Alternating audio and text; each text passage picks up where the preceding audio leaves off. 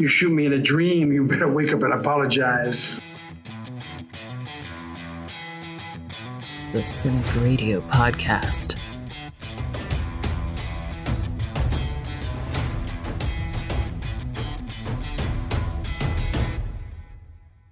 Hi, I'm Chad L. Coleman, Tyrese from The Walking Dead, and Cuddy from The Wire, and you are listening to the Cinik Radio Podcast. Here your host, Cinik. We live in great times because the internet has given the world a voice, but other than complaining, it seems like they have absolutely nothing to say. Igrihe. It's going to be a really good time. And Ryan. Batman vs. Superman is objectively better than Infinity War. IG, did we just forget Kim? You guys completely suck. This is the greatest show of all time.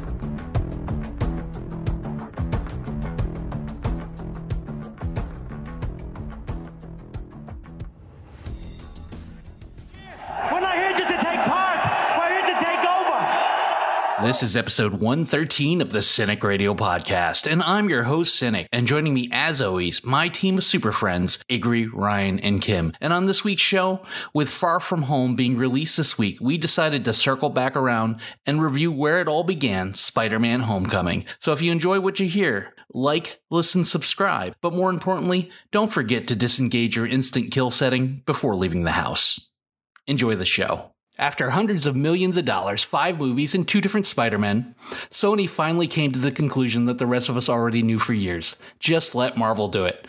This week, we're going to take some time, circle back around, and review Spider-Man Homecoming, and find out if the MCU did right by our favorite wall-crawling webhead. Kim, you being more of a comic book traditionalist, did you feel that this reboot, so to speak, was kind of necessary, seeming that the already 2-picture in Andrew Garfield Spider-Man was headed towards the Sinister Six plot? Looking back at it now, my original thought back then was I was kind of already over it. Tobey Maguire was my Spider-Man. And when this movie first came out, I didn't see it as being necessary, but now that it's in the future, we've seen where the storyline has taken us. It was absolutely necessary. So, it kind of makes me think, hey, when you're watching future movies going into phase 4 with MCU, kind of going into it with an open mind of where Kevin Feige might be taking this direction. I would have really liked to see where they went with it. Some of the changes they made with the villains seemed kind of a little interesting and complex, but it didn't seem like they were able to kind of get out of their own way. So that bothered me a little bit. I just thought it was going to be a disaster if they went further down the road with it. But anything with Dennis Leary in it, I'm certainly down for. You'll see Kim's, if you happen to see a Ford Pinto in a Florida shopping mall that says "Not My Spider-Man" on the bumper sticker, that'd be Kim's car. How about you, IG? Did you want to see another Sony-led film, or were you happy to see Spider-Man come home? Well, I thought they were really trying to run out of all the good ideas in 2 movies, and it really showed in the second movie with Jamie Foxx's Electro, because he really wasn't great. And that's the thing, is Jamie Foxx is a pretty damn good actor. He's done a lot of great things, like Django. He was amazing in that. And what's that movie with Tom Cruise? Was it Passenger? Collateral. Collateral. And he was amazing in Collateral. He's shown some range. I mean, he did comedies early in his career. He's done stand-up. He's a musician. He's trained classical pianist. And I just thought that that's all you can get out of him, is that really puppety acting of Electro. I just didn't like it. I didn't like the look. I didn't like how it turned out. I thought it was a pretty weak villain. And it just showed that Sony does not have the chops on their own to try and put that together. And I'm glad that they decided to get and see that Marvel was doing the right thing with the MCU in the Disney handhold. So let them get a hand in it, right? You take profits, Disney gets merchandising, everybody wins. And really, everybody won, because I think that Homecoming for Spider-Man was the first pure, really good Spider-Man movie. Now, the Spider-Man 2, the very original and Tobey Maguire, was a pretty good movie. But I think that, again, they started to run into the same problems when they got to Spider-Man 3, that they were just throwing too much at the board and hoping something would stick, and then nothing did. Well, Ryan, in a multiverse full of heroes now, box office totals aside, after huge showings for the late great Iron Man, do you think Spider-Man will reign supreme as Marvel's go-to character going forward? I don't know. I think, they've effectively built such a strong ensemble that I don't think we'll see any one character take the lead. I think that, these movies are popular enough that pretty much any MCU movie, they've built enough goodwill from us and casual fans and hardcores that I think almost anything they put out there is going to be, a hit. And then it'll take a few real big bombs for that not to be the case. But I don't think they need anyone to lead this the way that they needed Tony Stark or they needed Robert Downey Jr. So I think that, Spider-Man will be, one of the, key components, but I also, Black Panther, I think they want Captain Marvel to also be one. And so, it'll be, remains to be seen kind of who will be the real leader of this kind of next phase. And I think Spider-Man will be one of them, but I don't think they need to rely on any of them. And I think as long as they keep putting out strong movies, it really can be a committee, and they, that's how they do this, because I think at the end of the day, you're always going to have these individual movies, and then you bring everyone together, and then you go back to the individual movies. So I don't think they need to rely on any one actor or any one character anymore. And I think they've learned that, which is why they were able to kill off the most important character in all these movies thus far. Well, if we jump in the way back machine, back in 2016, this movie was announced, and just the hype for it was going crazy all the way into 2017. The promotion leading up to the movie was pretty like a full-on blitz. It was pretty standard, but it was massive. And fans were shouting, "Take my money." But much like Rogue One the year earlier, we got a few scenes, Kim, in the trailer that never actually happened. Are you okay with them kind of throwing curveballs at the fans during the trailers to knock them off the scent of the plot? Yeah, surprisingly, I'm really okay with this. I like the fact that they kind of keep everyone on their toes, and I think that there's so much spoilers and pirating of things that go on the internet that you almost have to in order to try to protect some form of anonymity, especially with something that they're pouring this much into, money-wise, actor time investment and things like that.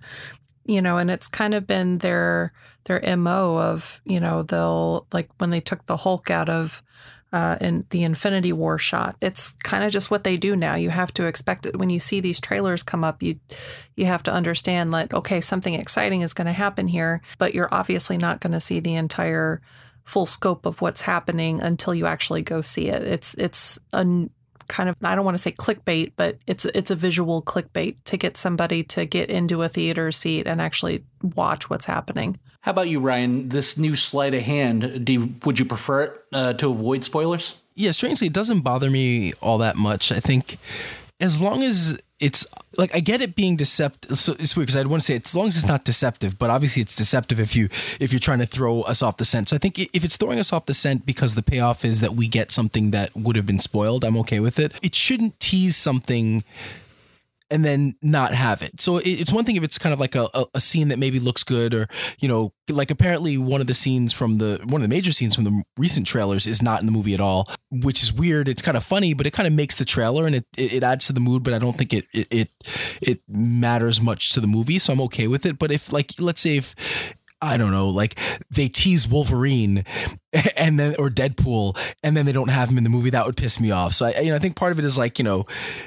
are they teasing something that's huge and then we just don't see it? Or is it more like this fits in with the tone of the movie, but for whatever reason, we're going to cut it, or we're going to, little sleight of hand to throw you off the scent because we have a really great payoff. So yeah, a little bit depends on what the reasoning is behind their kind of not including a scene. In the same vein, you just spoke of Deadpool and Deadpool 2. Like, I love both Deadpool movies. They're some of my favorite movies thus far in Marvel movies. There were a bunch of different Deadpool 2 commercials or trailers or scenes that you could see on the internet that literally had no shots at all. They had the one with him dressed like Bob Ross doing a painting, putting a happy little dead person here and thing. That was just smart marketing. It was great marketing, but it got people to get hyped about Deadpool. And that's the thing. You can get people to get hyped showing them things that aren't in the movie.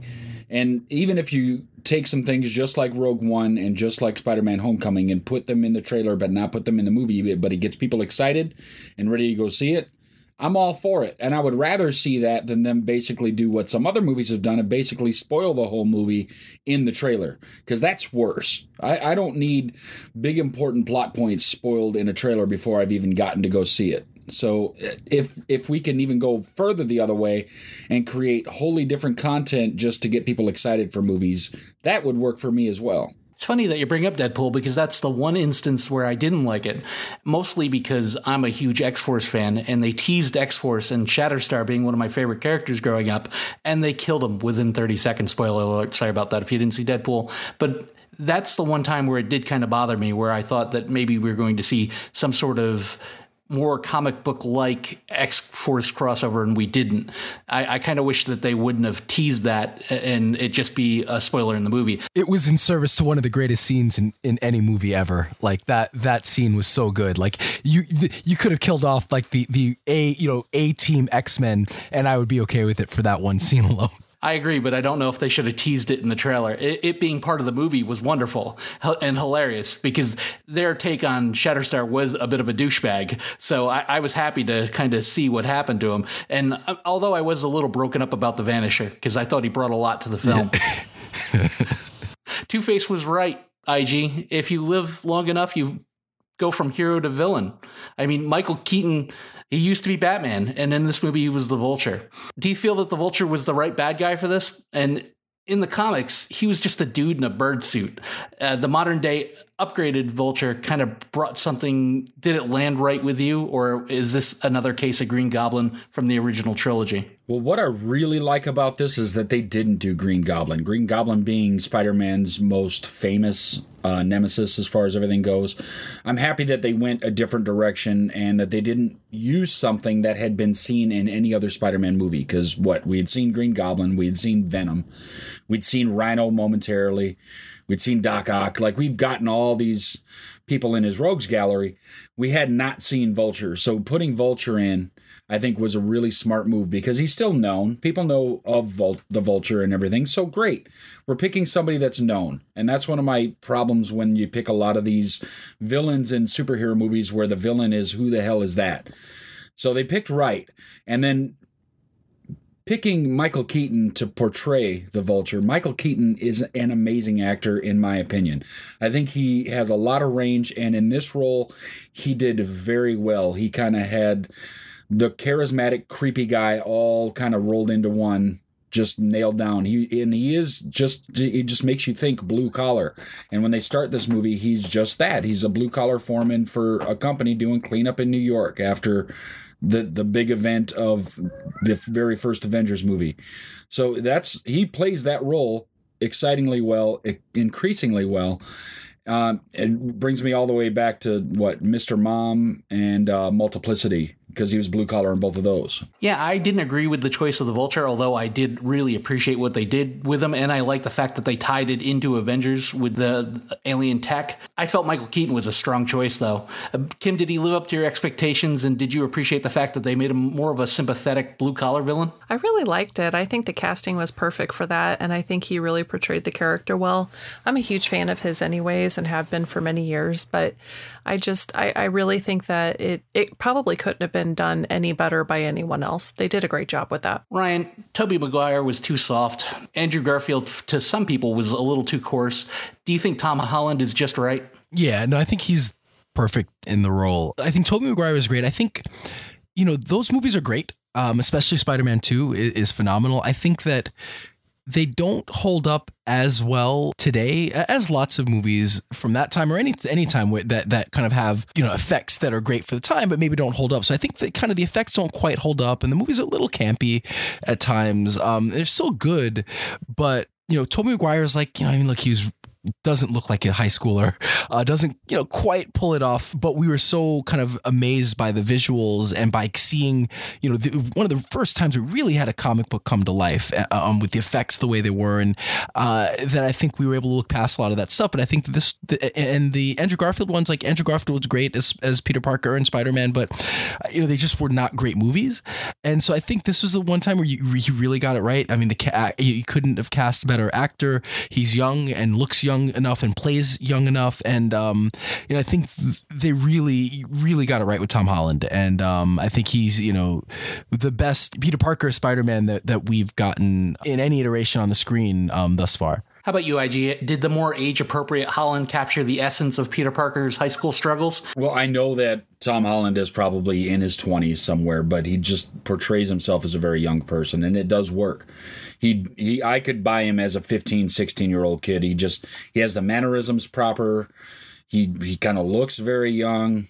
He just is a quintessential Peter Parker. And that's the thing that we were missing. Like, we had some people that could play Peter Parker well, but couldn't do Spider-Man. We had some people that did Spider-Man well, but couldn't do Peter Parker. And Tom Holland is great on both sides. And that's what I think we were missing in the previous 5 movies of Spider-Man, is somebody that could do both sides of Peter and Spider-Man. Tom Holland has knocked it out of the park in that aspect. He's really done a great job, both in the Avengers movies and in this. We're reintroduced to Spidey 3.0 in Captain America Civil War, and the fans ate it up, setting the hype train to full throttle. But with warning, this better not be an origin film, and it wasn't. Kim, what do you think of the deviations from the comics in the previous movies as far as Spider-Man Homecoming? I think it was almost necessary, like instead of it being Mary Jane, it being Michelle/MJ. And I think they needed to kind of not necessarily rebrand some of the other characters, but they needed to kind of give it a different spin, because otherwise it would just feel kind of like the same thing. And then you would have an African-American girl playing a role that's already been overkilled. You know what I mean? And that you're just slapping a label on it. And I feel like in order for them to kind of give it a fresh spin, they had to completely give it a more, I don't want to say millennial, but more of an upbeat feel for it. And I think they did a good job with it. There's a few little, flaws here and there with continuity, but I mean, other than that, I think it was great. I have no qualms with it. Ryan, one of the biggest changes, Aunt May going from 100 to a 10. What was your feelings on Marissa Tomei as Peter Parker's aunt? It makes for great comedy, with the scenes with Tony Stark, and I think we're going to get some more. She was fairly inconsequential just in the movie. She really didn't play all that much of a role, and so it was kind of fun to have her. It'd be nice to see her maybe be a little bit more involved, moving forward. She is a great actress, and if you have a name like that, why not use it a little bit more? But yeah, it is weird because we're so used to Aunt May being an old woman, but when you think about it, like, no, Aunt May, if he's, let's say 16, 17, I mean, granted there could be all kinds of dynamics, but like she, if she's close-ish to what his mother's age would be, then she's probably going to be, 40s or late 40s, early 50s. So, it kind of makes sense, age-wise that it would be Marissa Tomei and not like an elderly woman like we're used to. So it's actually kind of, it works logically. And, I liked it. It didn't, not something that bothered me that we kind of had to have, old, almost elderly woman as his aunt. I wonder if a lot of that has to do with it being going from the regular universe that we know it and bouncing back and forth to the 616. Because there's different variations of the Spider-Man universes. And, it even did that in the comics, So I'm wondering if some of that has to do with them shifting, which leads like a rabbit hole down to different timelines and how the rest of the movies play out after this and whatnot. It's a long thought trail I'll probably get into later. Well, it could be that, or it could be more of a modernization of the storyline as well, because everybody's getting younger. Parents are getting younger. Grandparents are getting younger. A couple of my friends are now grandparents and they're in their early 40s. So it could just be a more modern storyline than, Aunt May being 70, 80 years old. I myself am a grandparent. Exactly, but you're old as fuck. IG, the Iron Man-esque AI suit, did it land with you, and did it bother you a little bit that Peter's lacking involvement in developing it? I would say yes, but he still developed his own web shooters. So if you're going to get a gift from Tony Stark, if it didn't come loaded full of tech, that would be not really a gift. It'd be like getting socks from your grandma for Christmas, in other words. So I think it actually works to get something that has extra abilities and things to help him be more proficient. Now, the thing that worked even better is we didn't see any use of this tech in Captain America Civil War. We didn't get to see any of it come alive until we got to Spider-Man Homecoming. And then we learned that there's quote-unquote training wheels on it. So I love that he gave him all this stuff, that the suit that has all this amazing stuff involved in it. And he still is not allowed to use it to its even half potential, because he's got the training wheels protocols enabled. And I do like it because, I always wondered how Spider-Man's suit, made by a teenage kid who admittedly is supposed to be a genius, still is able to put up with all the things that he goes through. It just seems like, where is this material coming from? I mean, it's elastic and stretchy and moves with him well, but it's not made out of rigid Kevlar or anything like that. So just something didn't sit right. So coming out of Stark, it kind of makes a little more sense for me. So yeah, for me, it worked. I liked how they did that, and I liked that it gave him even more powers for his Spider-Man powers. How about you, Kim? Did it feel like a little bit of a cheat code to you? No, because if you actually go back through and you watch that movie, which I totally recommend everyone do before they watch the new one, he has no powers. He is a guy who learned how to shoot some webs from his wrist, and that was pretty much the extent of it. He had no spidey senses. He had no nothing. He was getting... his buddy was sitting on the bed and scared the crap out of him. He was attacked from behind. He was like, all of these things were happening, and a normal Spider-Man as we know him would, when he's fully engulfed and developed in his powers, would have had that spidey sense. He would have known that these dangers were coming, and he didn't have any of that in the beginning. And the giving of the suit to him from Tony Stark and then the taking back of it was, kind of like, you have to learn how to be a hero without being reliant on technology, which I thought was kind of an empowering statement coming from somebody like Tony Stark. I think that it's just the building of his actual character and how he comes into his own. We received the long-awaited return of Happy Hogan and Pepper Potts, and it comes to light later after the movie was shot. The reasons we haven't seen them in the other past Iron Man movies that he was involved in was Marvel's penny pitching. Ryan, this studio is making billions of dollars. It's literally printing money. Should they just ante up and pay some of these actors? They do have a bottom line to look for. They do have shareholders to be accountable to, but it's ridiculous, like with the amount of money that they do spend and the amount of money that these movies are making, that if there's something that serves the plot and will help make it better, you have the money to do it. So I think that, it makes no sense. And you know what, then let's do a little bit, let's cut back on the crazy Act 3 CGI fest and steer that money towards things that'll make, for better movie or bring on better actors or whatever, something that's necessary. It's kind of silly, to penny pinch with important integral characters to these stories. I just don't think you can have Tony Stark in this movie without his supporting cast. And mentioning Tony Stark, IG, did you feel his mentoring helped or hurt the Spider-Man character? Would you rather have seen him figure it out himself or have a superhero ally throughout the movie? I think there was just the right amount of involvement from Tony, where he was making a couple of phone calls. Happy Hogan was ignoring him, hanging up on him, doing whatever else.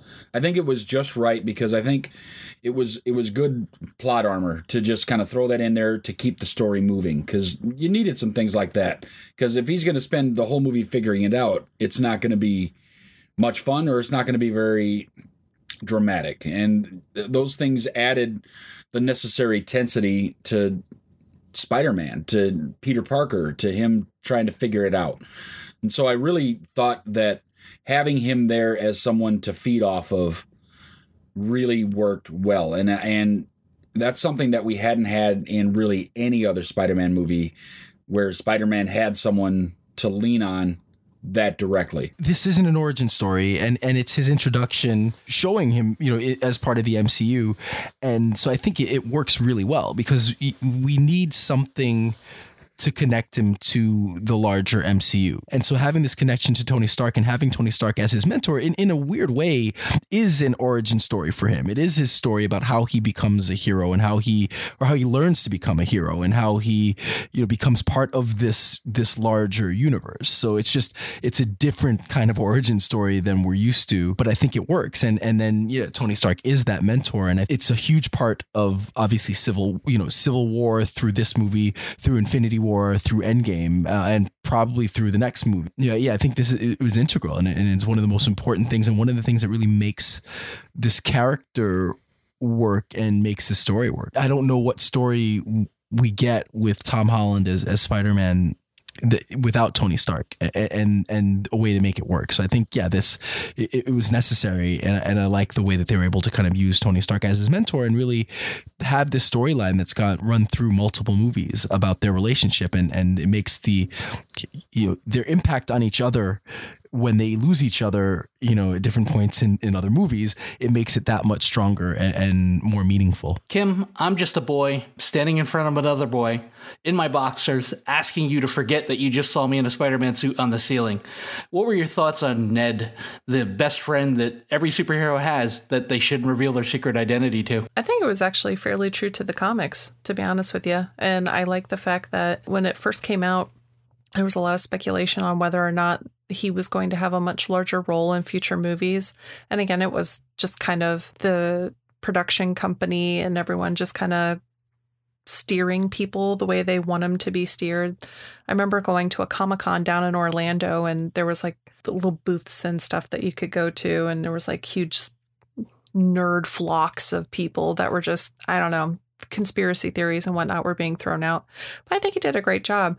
And technically, and I believe they actually did confirm this, that the first appearance of this character for Spider-Man was actually in, I think it was at the end of Iron Man 2 at the convention, where Tony has a little boy standing next to him with the Iron Man mask on, and he's showing him how to point. And that was the first interaction that Iron Man had with him. And then they reconnected again 8 years later, 8 years later, something like that. It would make sense on the timeline thing. I'll have to go back and look at my facts. Do you think they ever finished that Death Star Lego set that Ned dropped all over the floor? They finished it in the movie. I was really devastated. Did they finish it in the movie? They finished it in the movie. Like, they put the Emperor on top of it, and they were done. Yeah. Really? But after he lost the suit. Like, he wasn't being Spider-Man, and he had all that time now to do whatever he wanted because he lost the Stark internship, quote unquote. But they had 7 levels of it done, and he drops it on the freaking floor. Like, it took me forever just to do my Millennium Falcon. So when I saw the Death Star falling on the ground, I was like, oh. Aren't those things like $700 too? They're outrageously expensive. I think the Death Star is quite a bit of money. Ryan, the MCU has relied heavily on the events of the Avengers movies going forward as a catalyst, including giving powers and tech to villains. Do you like the fact that it's a continued plot, or do you think it lacks originality? I like that it's a continued plot. I'm afraid of, at some point it becomes too big for itself, and then it almost has to implode or it needs to be rebooted. So, I do like that we do have this, this is a 10-year, who knows how long it's going to, 20-year TV show, basically, where we get every few months, we get like a feature length episode. It's just, like I said, I'm just afraid that it gets, at some point it becomes too big for itself. And I mean, they've been masterful in making it work so far, especially when you get to, Endgame, and Infinity War. But yeah, I just wonder where we'll be in 10 years. But you know what? Like, it's been done so well so far that I don't see in the near future this imploding. So yeah, I mean, I think it's great, and I mean it's changed how we kind of look at movies in some ways. And my only fear is that as we saw DC failed to copy it, and we see other studios trying to do their own expanded universe, I'm a little afraid of that stuff. So you'll see, we'll see how it is. But I do, I do like where they've gone with it, and I'm hopeful that over the next 10 years we'll get some more good stuff. How about you, IG? Do you like the plot device, or do you think it takes away from the individuality of the movie? No, I think it works, and that's the thing is they've done a lot of things in the MCU, and most of them work. There have been some missteps. You think about the first two Thor movies; they were pretty poorly executed. They were still fun movies. You compare them to most of the DC offerings so far, and they're head and shoulders above most of those. But this, as they've gotten further along, things have just worked. Like, they've developed a formula that they know what's going to work and what's not. And if it's not going to work, they just don't do it anymore. Even Captain Marvel, with its missteps, was still a good movie. And that's what we're getting here and Spider-Man being, from my opinion, an A+ character. It's something that everybody knows. Everybody, if you're in Western civilization, you have been exposed to Spider-Man at some point in your life. So to take a character that everybody knows and make it this entertaining, you just did it right. And that's the thing that we had missed before, is they were trying to do too much. And you have to really rely on the character to be done and be done right.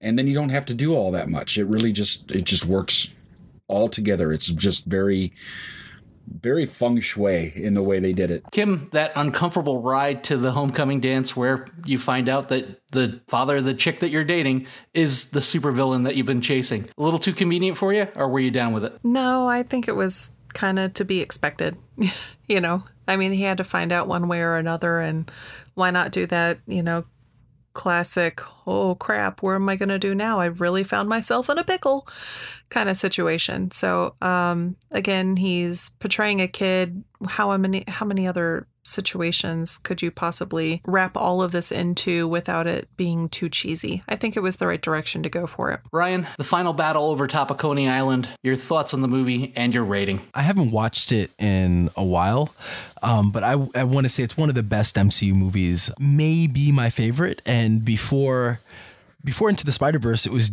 my favorite Spider-Man movie, but I still think it's right up there with Into the Spider-Verse. I mean, it's a great film. 8.59, depending on how I feel that day, and how much I'm going to compare it to Into the Spider-Verse. But it's a phenomenal movie. Just going back to that scene with the scene in the car is one of the top 5 scenes in any comic book movie that we've gotten, and I think it goes to show you that for all the third act crazy CGI we get, which this one had too, and which I didn't love. The scene with the vulture in the plane was not great. There was some other stuff that was really good, but for all the third act craziness, that scene with them in the car is as tense a scene as we've gotten in any comic book movie.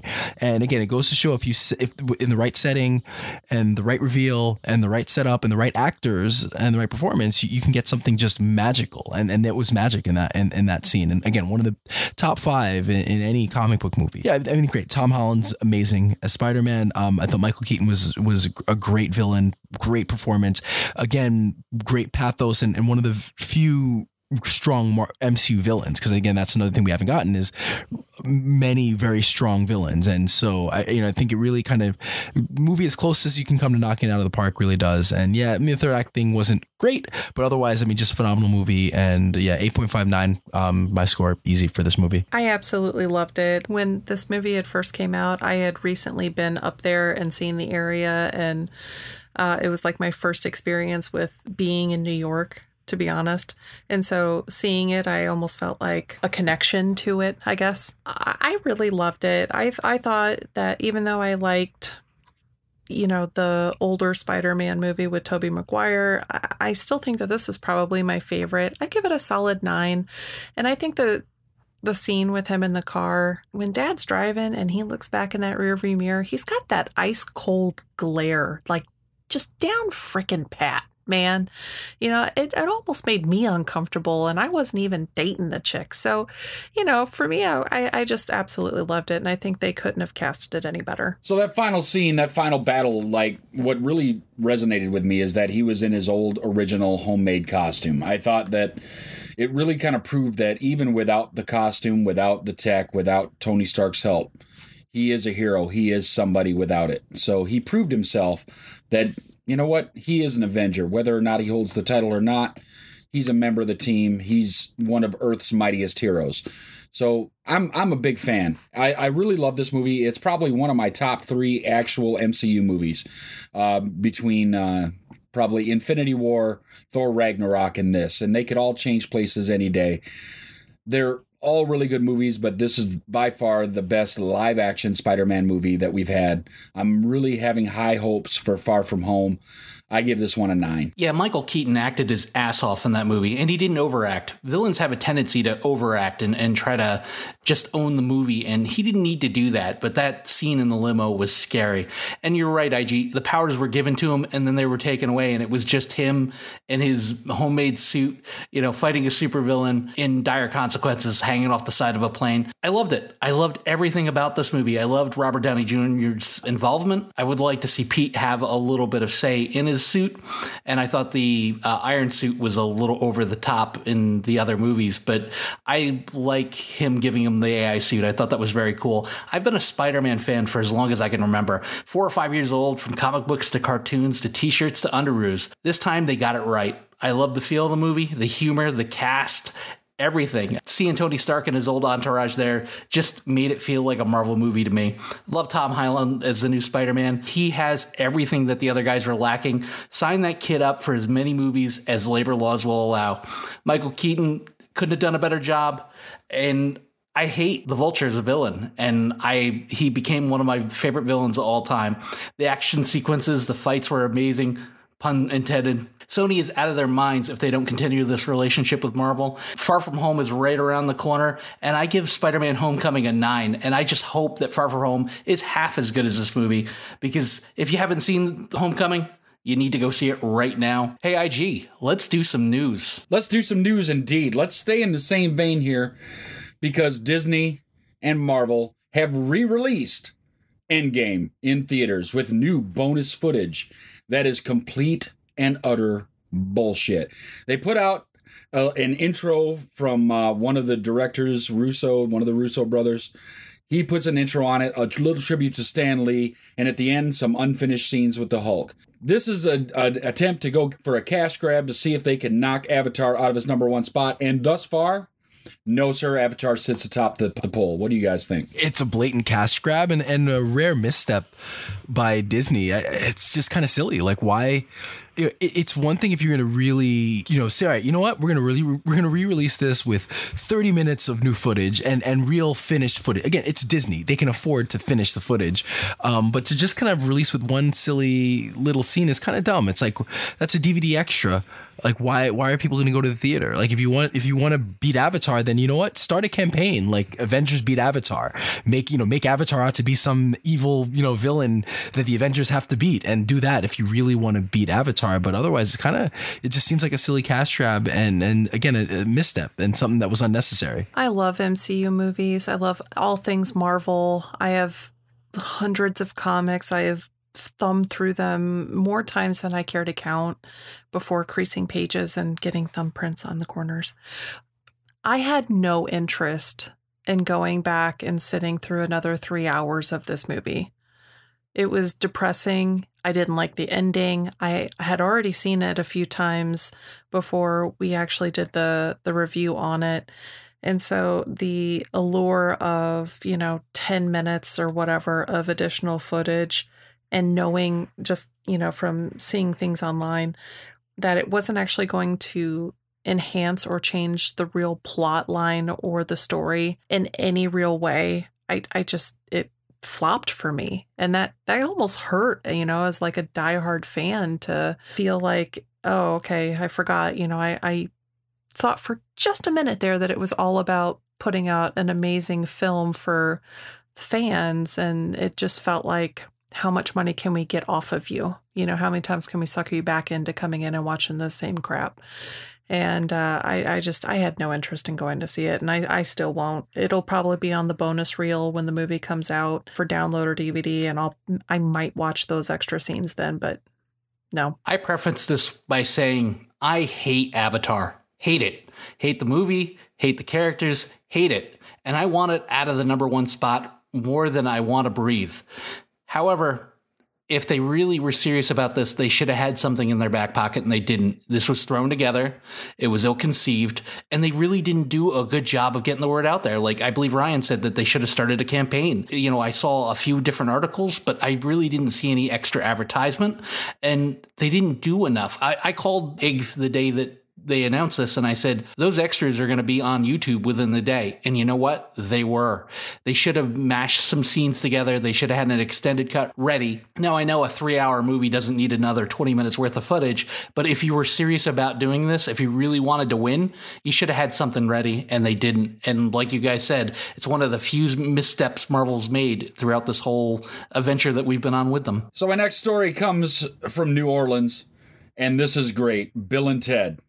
Back again. Bill and Ted Face the Music has officially started shooting in New Orleans, Louisiana. I'm excited about this. I think it's great to be able to see them back in a lighter-hearted type of role instead of just seeing dark and gloomy movies or seeing Keanu Reeves doing, you know, murderous rampages and things like that after seeing John Wick 3.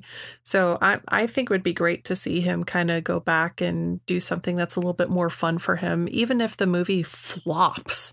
You know, it's almost like a good break in the immense amount of action that they've been going through. I think that I'm excited. I'm looking forward to it. Yeah, I'm looking forward to it. I loved Bill and Ted.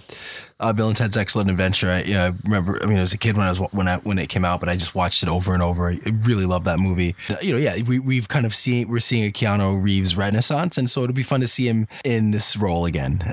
So yeah, I'm excited. Yeah, I mean, we'll see. I think with any of these comedies that get rebooted, there's always a risk of it not being very good or not being very funny. Obviously, a lot comes down to the writing. I'm not holding out hopes that it's going to be an all-time great comedy, but hopefully it's a little nostalgia. And Keanu can lean into kind of what he's good at, and it'll be fun ride for everyone. I'm putting the plus or minus on woes in this movie at about 27. Anyone else? This is Keanu's wheelhouse. He's going to get to say whoa at least 27 times. Like, anybody going to go up or down from there? Well, oddly enough, I've never seen a Bill and Ted movie. I'm not a big fan of stoner comedies. I don't like Fast Times. I don't like, I wasn't a big fan of Bill and Ted. However, since Keanu Reeves has become one of my favorite people in the world, I'm definitely going to take the time to catch up on the franchise, and we'll probably end up reviewing it on the show. Facts of the matter are that there's just a lack of comedies that aren't animated, and I'm not really interested in animated comedies, so I want more funny movies to come out. I mean, there's one coming out from Seth Rogen in the upcoming weeks called The Good Boys, which looks absolutely hilarious. It's kind of in the vein of Superbad, and I can't wait to see it. But I think we need to, as a country or even as a world, I think we need to take ourselves a little less serious and laugh a little more. So we're staying in movies, folks. Jumanji The Next Level trailer is just released, and on top of The Rock, Kevin Hart, Jack Black back in action, we also get Danny DeVito and Danny Glover in the new movie. Because you know what we needed in this world is another movie with The Rock and Kevin Hart, because we were really running short of Rock and Kevin Hart movies. Right. It was so funny, for whatever reason, the Jumanji I loved as a kid as well. But unlike Bill and Ted, I have zero interest in seeing this movie. I don't even know what else to add to that, except I have no interest in seeing it. Yeah, nothing is appealing about it. And yeah, we don't need to see The Rock and Kevin Hart in another movie together. I could care less. I will not be seeing it. I hope we don't review it, because I'll be really pissed if I have to go watch this movie to review it on this show. But yeah, not excited. Now we know something to add for Ryan. You shouldn't have said anything. We would have probably left it off the schedule. Now it's on. Ryan takes the weekend off and gives the movie 2 fingers straight up. I thought the first one was fun because it made money. Obviously, we're going to get sequels. I don't feel the need for it. I don't see you could put anybody in it you want, but it's just going to be all CGI, and it's going to be in the forest, and there's going to be animals. And I mean, we're going to look back on it and go, it was all done before, and they've done nothing new with it. And that seems to be every single movie that's come out this summer is the same thing. It's like, well, it was fun, but it's nothing new. And this is just a further example of that. You're also thinking about this as somebody who was around and has a memory of Robin Williams and the original movie. Whereas like I was having this conversation with my niece over the weekend. She absolutely adored the first movie, loved it. And that was her first experience with it. So the idea for her of, a sequel coming out, she has nothing to compare it to. So this is catering to an entire new demographic of, a generation of people that knows that there's a history to the movie, kind of like young Star Wars fans now may not have seen the original ones back in the 70s and 80s, but they're familiar with the characters now and they might now be getting caught up with it or whatnot. You got to look at it from a perspective that may not be necessarily your own, All I can say, and I can promise this to Hollywood, if you remake The Goonies, the CRP is going to riot. That is absolutely true. The Goonies needs to stay exactly where it's at. We don't need that over. Please leave The Goonies alone. Chunk not like. So my next story is, you're going to hear this phrase a lot anytime we're doing news from now until December when this releases. Star Wars is in the news again because Daisy Ridley was somewhere and had a conversation with USA Today. And she confirms, and picture it didn't happen, that her identity and her lineage and her history will be revealed by the end of episode 9, The Rise of Skywalker. I'm not sure I'm going to believe her, but let's see. I think that J.J. Abrams taking back control of this again maybe lends a little bit more credence to the fact that he's going to close up any of the open holes. And I'm not a big believer in that her parents were nobodies. It's just too much things happening with the lightsaber and everything else happening for her to be a no one. Kind of torn. I feel like I could go one way or another, and I'm kind of going into it with a blank mind. I'm just trying to go into it with a clean slate and enjoy it and absorb everything that I can from it, like I do with every other Star Wars movie that comes out. Despite our Rian Johnson apologist on the show, JJ built us a beautiful condo. It's on the ocean. It was great. I had a fun time staying there, and then we rented it out to some kids, and they kicked holes in the drywall and let their dog go to the bathroom all over it. And I can't wait for this stuff to get fixed. I can't wait for the last movie, and I'm excited about it. How about you, Ryan? I mostly disagree. I think that it's nice. It's a nice idea to think, oh, she's a Palpatine, or she's a Skywalker, or she's a Kenobi, or whatever. But the reality is, like, and part of the themes of Star Wars has been, we have this massive galaxy, but everything is so small that all these people seem to be connected, and so I guess we can run with that theme. But I don't want her. I like her being nobody, and I think there were a lot of great things about The Last Jedi, and one of the great things was that it kind of threw away a lot of that stuff that we would normally get in a movie, and kind of veered away from a lot of these kind of storytelling tropes and messed with our expectations. And yeah, it kind of sucked to hear that she was a nobody and not a Kenobi, but that it was good storytelling, and I think it meant something. And so yeah, if you think that the movie was a turd, then yes, JJ can come in and correct it. But I think there were a lot of great things in The Last Jedi that JJ can still take and run with. And so, yeah, I'm a little disappointed that it seems like they're going to retcon that. I feel like it's unnecessary, and they're going to give us something that's going to, she's probably going to be, again, a Kenobi or something, that we all know. And it's just, to me, it's just too much of a coincidence. And yeah, I think it does kind of ruin aspects of The Last Jedi that I think were really strong. Not looking forward to that part. Well, I won't be mad if they totally go Dallas with it and retcon the whole last movie and have Rey walk in and Luke will be there in the shower and we just push the reset on that whole misadventure. In a story where it proves that jokes write themselves. In Poland, a 68-year-old woman ran over and killed a driving examiner. That's right, ladies and gentlemen. The jokes write themselves, teaching a Polak to drive. She drove and killed. We don't have any names, but in a city in Poland, she was taking her road test and ran over and killed an examiner. Even if you had names, you probably wouldn't be able to say them anyway. That's the big thing in this story. This just opens up other questions to me, like, at what point do we kind of give up our freedom, like driving or doing things that could be dangerous to other people when we lose our faculties? I realize that nobody wants to get old and nobody wants to hand in your keys, but at a certain time you see some of these people on the road and you know that they have no ability to keep driving, yet they still do. I don't know. Kim, what do you think? At what age should people kind of stop driving? That's a difficult question. How old are you, Cinik? Slightly younger than you, motherfucker. We should both probably be off the road. I think that at a certain age, like if you're signing up for Medicare or you're signing up for, let's say, Medicaid, disability, whatever, maybe there should be something that says, or if you're claiming that you're disabled, to what degree are you, and are you capable of driving? Perhaps once you hit 65, you should start, every couple of years redoing your driving test, because you're right, your faculties do start to go downhill. I take care of my father-in-law who has Alzheimer's, and convincing him repeatedly that he was not capable of driving anymore at 60 years old was really, really hard for him to comprehend, because he would forget. And so, it's a slippery slope, but I do think it's necessary for the retesting. And if somebody is diagnosed with something that, could be harmful to other people on the road, you need to be retested. If you have lenses on your glasses that could fit the Hubble telescope, or you can't see over the steering wheel anymore, no offense, Ryan, maybe it's time for you to stop driving. So staying in Europe is engulfed in a heat wave lately, and so much so that in Germany, police encountered a man riding on his moped wearing only a helmet and sandals, driving down the road. That's every day in Germany.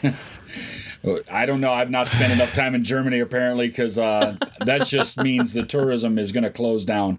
I'm not going if there's a bunch of old naked men riding around on mopeds. Germany is close to France, and Ryan was just in France. And the story comes out. Interesting. Well, I was take a little road trip. I was in France, and I can confirm that it was brutally hot. Like, I think it had gotten up to at least 100 degrees, and I wasn't in the part of France that got it the worst, but it was rough. And I've been to France before. This is the first time, like, this, whatever the stereotypes about French people, and body BO, I definitely noticed it this time around a lot more. It was rough between the heat and BO and like not air conditioned trains. I loved the trip. I went to this amazing wedding. It was in a castle. It was great, but the heat was definitely unbearable. But I guess to the German guy naked on the, look, hey, if I had to, I might have considered it in that heat. I might have considered it, although it can't be good for your skin. Like, you might want to be covered or something with the way the sun was baking. But yeah, it was rough. So I can confirm that might not want to wear much when you're outdoors in that kind of weather. So on the Isle of Jersey in the British Isles, the next problem we have is they are being terrorized by a horde of feral chickens. That's right, ladies and gentlemen, chickens, flightless birds. There's a flock of more than 100 of them that are messing with traffic, blocking up roads, and even chasing joggers. Chickens, ladies and gentlemen. I mean, I've seen Hitchcock's birds, and I get that if there's thousands of them, that might be a problem. I'm not stopping my car for a bird unless it's like some sort of dinosaur thing from Florida, and it's going to wreck my car if I hit it. I mean, they got hollow bones. If there's chickens in the road, I'm running them the fuck over, and then I'll probably throw them on a rotisserie. I don't understand people that run from geese. They're birds. Hey, those things are assholes. So punt them.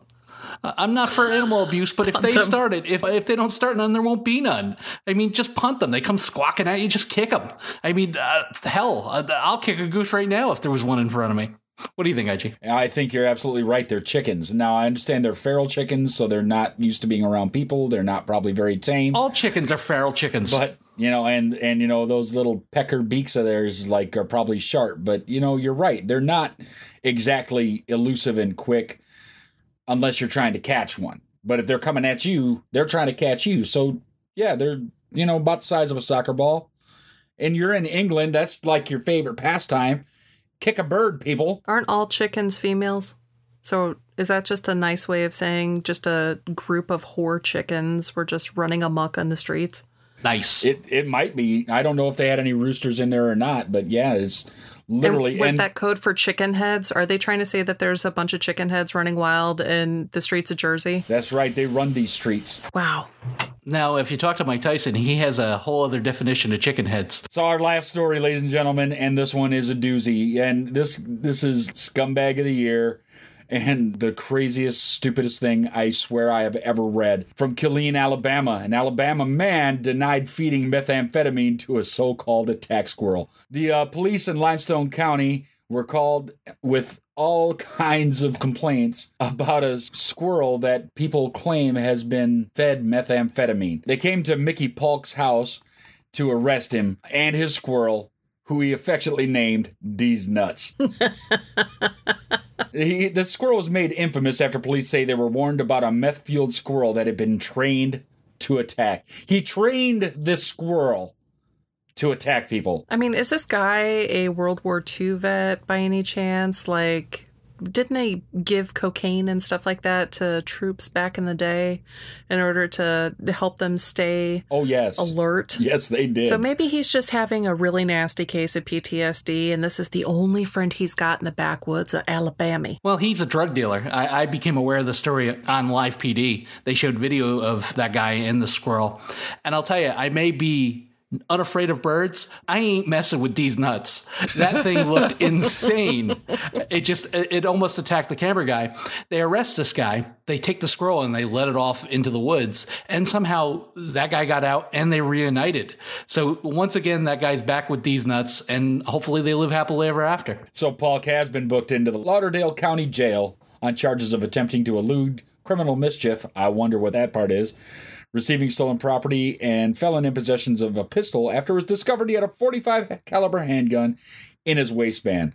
Now, it's unclear whether he has a lawyer or whether he needs a lawyer, or if he's just going to release these nuts in the courtroom and everyone will flee and he'll be released on his own recognizance if he promises to take the squirrel with him. Now, Ryan, I know you're a bad hombre, but would you mess with a meth-addicted squirrel? No, not at all. No, yeah. I don't have anything to add, but I would not mess with the meth addicted squirrel. I wouldn't want to mess with a meth addicted person, let alone a meth addicted squirrel. What level of meth addicted animal are you at? Like a meth addicted, like small turtle? Cockroach. Is that okay? No, not cockroach. I'm scared of cockroaches. Hamster.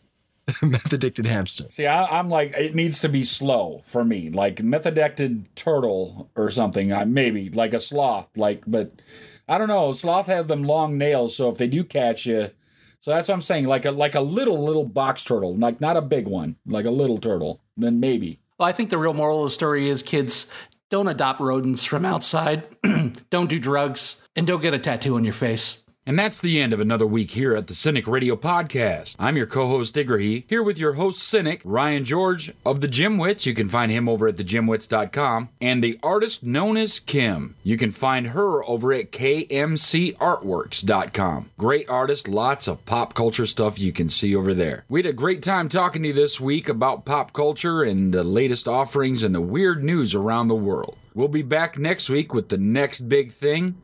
More weird stories, and who knows what else. You're going to have to come back and listen. In the meantime, head on over to tpublic.com, and you can find your very own Cinik Radio Podcast gear. T-shirts, mugs, cups, sweatshirts, all the fun stuff you could want. Just search for Cinik, C-I-N-I-K, at tpublic.com. We really appreciate all the love and support, and you can find us on the internet at CINIKRADIO.com. You can find us on Twitter at CINIKRADIO. You can find us on Facebook at Facebook.com/CINIKRADIO, and you can find us on Instagram at CINIKRADIO. And until next time, don't get captured. Follow the podcast on Twitter, Facebook, and at CINIKRADIO.com.